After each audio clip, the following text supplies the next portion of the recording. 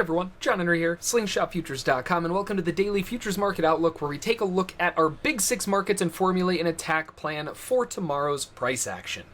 So hopefully everyone had a good weekend, got to rest up, enjoy hopefully some of the good weather by you. I know by me it was phenomenal. It was just a beautiful weekend.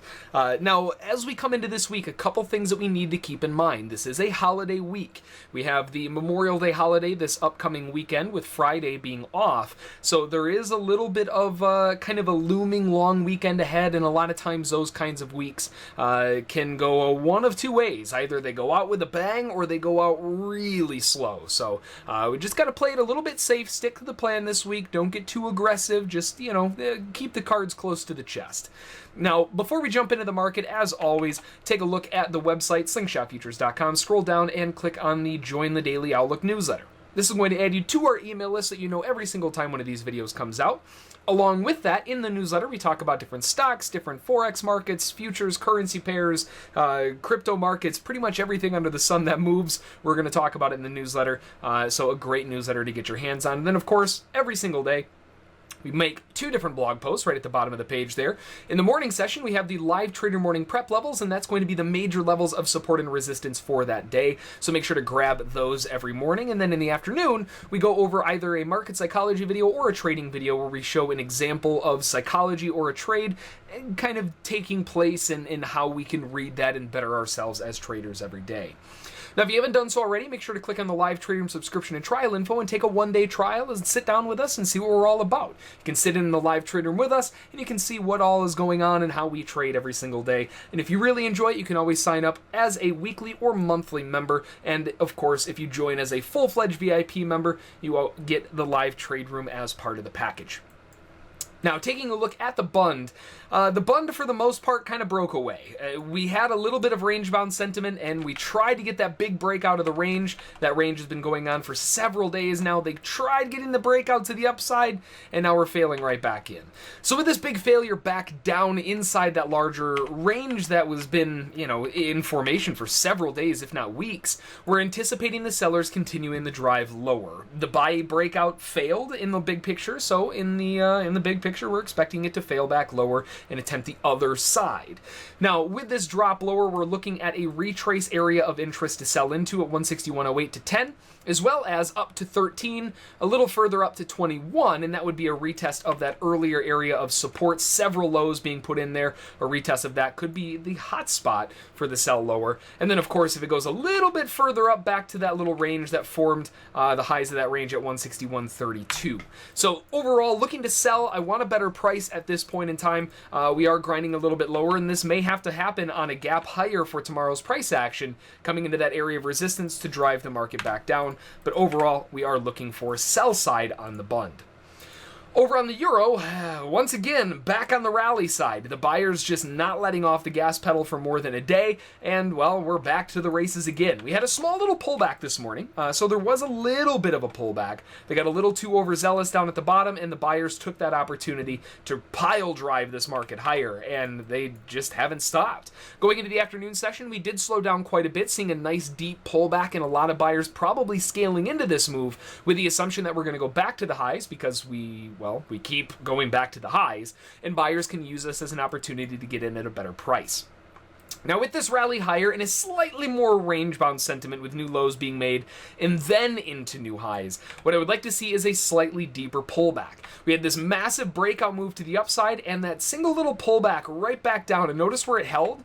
Right on weekly levels of support and resistance. I would love to see the market come back to that area right around 22.64 if you kind of cut those levels in half or so, looking for that area for a bounce right back up towards the highs to get a better price. We have been pretty much non-stop rallying on the euro, so getting a slightly deeper pullback wouldn't hurt my feelings either, and I would be looking at 12.160 all the way down to 11.980 to see if we can get some better prices. Now, looking for that kind of pullback on as aggressive as a market as this is, it may not happen. We might not ever get that pullback, and breaking out of the top of this wedge that's forming right now, that may be all she wrote and it rips back up towards the highs. That is a possibility.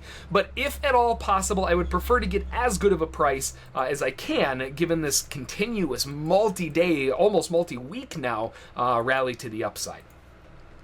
Over on gold, relatively strong channel to the upside. Good continuation. Every single pullback has gone up to a new high. Really consistent, nice, concise movement. Everything just kind of following, you know, what it quote unquote should do, right? Now we are getting a little bit of a breakdown here, and at first this initially kind of looked like it was going to be somewhat of a flag, and when it tried to break out, it failed back down again. Now this could be the opportunity that buyers are looking for to buy cheap, but this may have a little bit of extra juice in its tank. The reason I say that is because we're hovering right around monthly resistance, and we are starting to get towards the end of the month. As crazy as that sounds and how fast this month went by, we are hovering around that monthly resistance, and a lot of times failures around here can procure a little bit of a larger pullback. So I'm looking for a slightly larger pullback on gold down to 1257.2. You do also have 55.8 right above weekly support, as well as down to 1254 if we can get some nice pullback movement, but chances are we may even have a hard time getting down to that 57.2. If we can get that, that's the area where I'm looking for a bounce more than any of the others. I would love to see some of the other ones, but we're probably not going to pull back that far.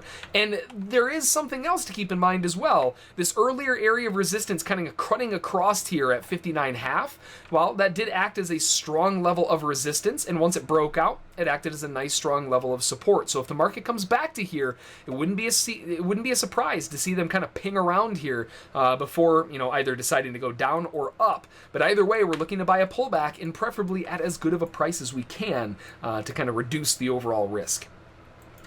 Now on the bonds, if you ever need to take a screenshot of what a range-bound market looks like, this is the one that you want to print out, because this is as solid of a range as you can get on a day. The bonds were very slow and overall just rotating back and forth. The lows of the range 153.75, highs of the range 154.063.09, and we're just kind of bouncing back and forth. We're not really getting outside of these.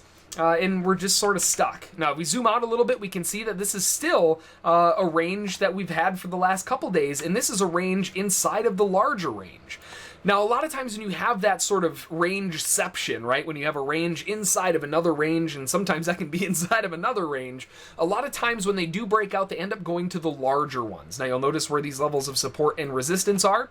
You guessed it, right at the highs of the wider range. So we're looking for this to deviate outside of the smaller range that we're in and go back to the larger one. That's going to be at 153.14 on the lows, and on the high side at 154.12. So about a full point range that we're dealing with here on the bigger picture. In the smaller picture, well, cut that in half, and that's about what we're dealing with. Not a whole lot of movement today on the bonds, and I would really love to see them break out of this, well, for lack of better words, funk that we're kind of stuck in to get down to the larger range to start fading. Looking for buying and selling opportunities, preferably on the buy side though, and given the overall sentiment towards the upside, the buyers have the argument, they have the bias, so we're looking for buys more so than sells if we can get a dip down. Over on crude oil taking notes from the bonds apparently, very range bound, not a whole lot going on. They did try kicking off a weekend gap, and they did eventually come back and fill it. Now the first 5-minute bar of today was basically just one huge reversal, right? One massive doji. This is the first 5-minute bar right there, that big old doji. They didn't get a whole lot accomplished, and a lot of times when that first candle is a huge candle, doji or not, they usually end up struggling around the highs and lows, and those areas become major levels of support and resistance for the rest of the day, sometimes even for the rest of the week if the movement is relatively lackluster. So you want to keep an eye on those areas. 50.75 is the low of that first 5 of the week, and the first 5 high is at 51.16. Now, kind of going past that, we do have the overall range high and low, which seems to be kind of expanding, failing, expanding the other side, failing. The low is going to be at 50.90 down to 75. The high is 51.38 up to 43. And if we zoom out, we can see that we have a buy side bias. So we are looking to buy the pullbacks to get those moves going. Now, one really big thing that stands out here that does occur very frequently when you have a big spike that goes into a channel, the market loves to break down and come back to that starting point where that channeling began. And if that's the case, we have a heck of a lot of open space underneath us for this market to fall, so the buyers need to hold this up, or we could be in for a couple days of drop if they're not able to keep things going. Now, if that weren't enough, if we didn't have enough going on in this world of ours, we also do have a lot of talks coming out of Iran, Iraq, and just all kinds of different countries that are talking about oil production cuts, and just play it really safe on crude. This week can be a little bit of a tough one with all of that stuff going on. But right now, we have a range, buy low, sell high, with an emphasis on buying low. And then finally, the S&P, really nice movement to the upside once we finally broke out of that morning range. We were stuck in a range ever since pretty much the week started, and they had a really hard time. They tried breaking out through the upside, that failed, went through the lows. They tried to get some distance, and that failed as well. Now they finally broke out to the upside, and they came back, gave a pullback, and it held, and we have continuation to the upside. Now, again, if we zoom out here, we can see that, well, we're kind of still in that that head and shoulders off of the bottom and looking for continuation to the upside, and that leads us to believe that there could be a little bit more of an extended upside move at play. But one thing to consider here is simply the fact that on this leg higher, we could easily start finding resistance right back at the same place we had in the prior week, and that's going to be up at 2404.5. Not to mention the big 2400 level. So this area up here is something to definitely keep an eye on. If we look and draw this up from the low to the high, and we get that little pullback, you can see we're smack in the middle of that area of resistance, right? That measured move up on the head and shoulders, we're right there. And if they get one more leg to the upside, a lot of times these head and shoulder areas tend to double themselves up, and you'd be looking for a leg higher all the way up to around 2420 before we start finding some resistance. So we do definitely have an open door to try to shove the market higher, and the buyers certainly aren't letting off the gas pedal. So really what we're looking for here is to buy a pullback. We don't want to buy this high in the move, and it's obvious that the buyers are losing a little bit of faith up here. If they had continued faith, you would see continued strong breakouts to the highs, but the closer and closer we get to this monthly resistance, well, the more trouble they have. So because of that, we're looking to catch a nice little pullback down to either weekly and daily support. That's going to be at 88.75 to 88. Or if we can get a better pullback down to 86 and a quarter, 84 and a quarter, 81 and 3/4, start getting some much better prices, especially down to this earlier area of resistance, turn support. Love to see some buying pressure down there to shove the market right back up again. So definitely a little bit of an interesting area here on the S&P. In the bigger picture, though, we're looking for buy side only. Now again, we already talked about this week being a holiday, so just play it a little bit safe.